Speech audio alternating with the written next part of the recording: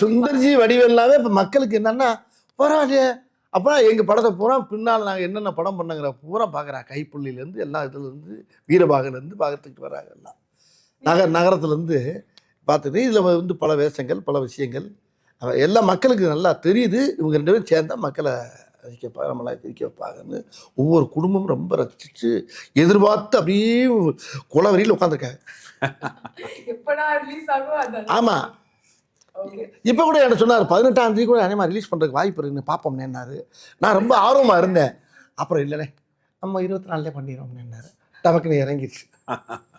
Names பத்தி பேசாம இருக்க முடியாது. ஒரு வாட்டி உங்க காம்பினேஷன் ஒன்று சேரும் ஐகானிக் நேம்ஸ் வந்திருக்கு. ஸோ அந்த தாட் ப்ராசஸ் என்ன சார்? பின்னாடி உட்காந்து பிளான் பண்ணுவீங்களா இல்லை ஆட்டோமேட்டிக்காக? இல்லை, வித்தியாசமாக இருக்கணும்னு பிளான் பண்ணுவோம்.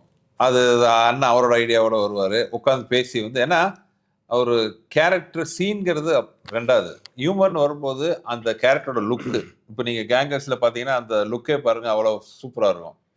அந்த அந்த மீசைலேருந்து அந்த ஏர்லேருந்து அந்த போட்டுக்கிற காஸ்டியூம் வரைக்கும் எல்லாமே பார்த்தீங்கன்னா அந்த ஒர்க் பண்ணுவோம். So first impressions best impression. First இம்ப்ரெஷன்னா ஒன்று லுக்கு, இன்னொன்று பேர்.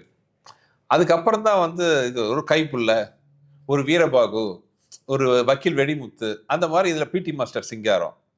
ஸோ அந்த கேரக்டர் பேர் சொல்லும் போதே பார்த்தீங்கன்னா நமக்கு ஒரு நம்மள அறியாம முகத்தில் ஒரு புன்னகை வரணும். அது வடிவேலனோட ஃபிக்ஸ் பண்ணி பார்க்கும்போது ஆட்டோமேட்டிக்காக அந்த நேமோட வேல்யூ இன்னும் அதிகமாகிடும்.